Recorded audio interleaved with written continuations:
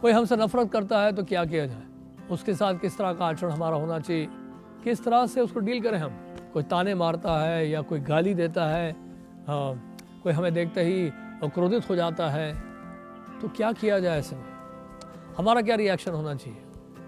देखिए ये संसार जो है वो द्वंद्व में ही बना हुआ है। सुख दुख, लाभ हानि, सर्दी गर्मी, इच्छा द्वेष, भगवान गीता में भी बता रहे हैं इच्छा द्वेष समुत्थेन द्वंद्व मोहेन भारता। ये द्वंद्व से भरा हुआ ये संसार है और स्वाभाविक है कि हम लोग जो है कहीं ना कहीं किसी से या तो स्नेह करते हैं या किसी से प्रेम करते हैं या किसी से द्वेष करते हैं। ये भौतिक संसार का लक्षण है। लेकिन जो कृष्ण भावना भावित व्यक्ति होता है वास्तव में वो किसी से द्वेष नहीं करता है, क्योंकि वो जानता है कि प्रत्येक जीव जो है वो भगवान का अंश है। जैसे भगवान गीता में कह रहे हैं सर्व योनि शुकोन्त्या अहम बीज प्रतापिता। जितनी भी योनियां हैं ये सब क्या है, मेरी संतान है, मैं उनका पिता हूं। तो भगवान पिता है और सब उनकी संतान है, तो हम किसी से अगर द्वेष करें तो ये बात तो सही नहीं। मान लीजिए आपके इलाके में एक माफिया गैंग का लीडर रहता है और उसके बड़े बड़े पॉलिटिकल कॉन्टैक्ट्स भी हैं। तो एक बात बताइए, एक बड़ा सा एक क्रूड एग्जाम्पल है समझने के लिए, तो क्या आप उस व्यक्ति से दुश्मनी रखना ठीक समझेंगे?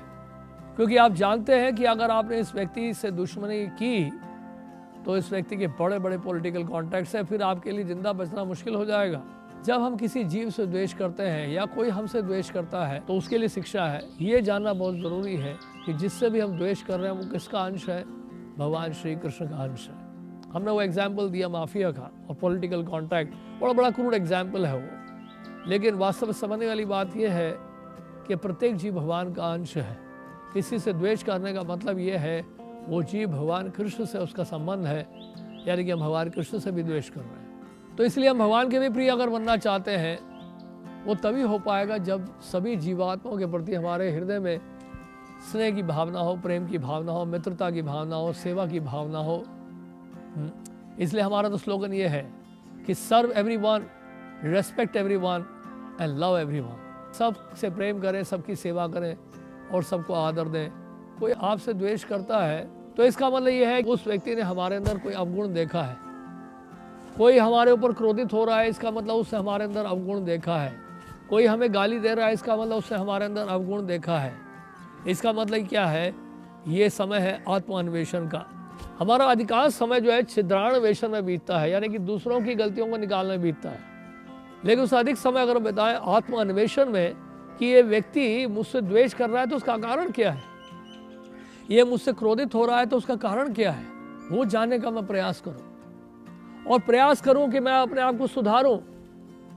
और अगर मेरा दिल अगर बड़ा है तो मैं उसी से जाके पूछूंगा कि प्रभु जी आप बताइए, आप शायद मुझसे द्वेष करते हैं इस कारण से, या मेरे ऊपर क्रोधित हैं, या मेरी आप बुराई करते हैं इस कारण से, तो मैं कैसे अपने आप को सुधार सकता हूँ। ये है भक्त का लक्षण। एक व्यक्ति का जिसका संबंध भगवान से है वो इस प्रकार का भाव रखता है कि वो जानना चाहता है कि मैं अपनी कमियों को कैसे दूर करूं, और इसी को कहते हैं कि विनम्रता। जब इस प्रकार के गुण हम लोग अर्जित करेंगे और खुद को सुधारने का सबसे पहले प्रयास करेंगे, तब जो है हम लोग जो है इस समस्या से बच पाएंगे, अन्यथा संभव नहीं। क्योंकि कोई प्रश्न पूछ सकता है कि ये भाव आए कैसे ही। ये भाव तभी आ सकता है जब हमारी चेतना शुद्ध होगी, जब हमारे पास आध्यात्मिक शक्ति होगी, तभी इस प्रकार का विचार रख पाएंगे। और ये संभव है श्रीमद् भगवद गीता की शिक्षाओं को अपने जीवन में उतारना और निरंतर हरे कृष्ण महामंत्र का जप करना, उसका कीर्तन करना।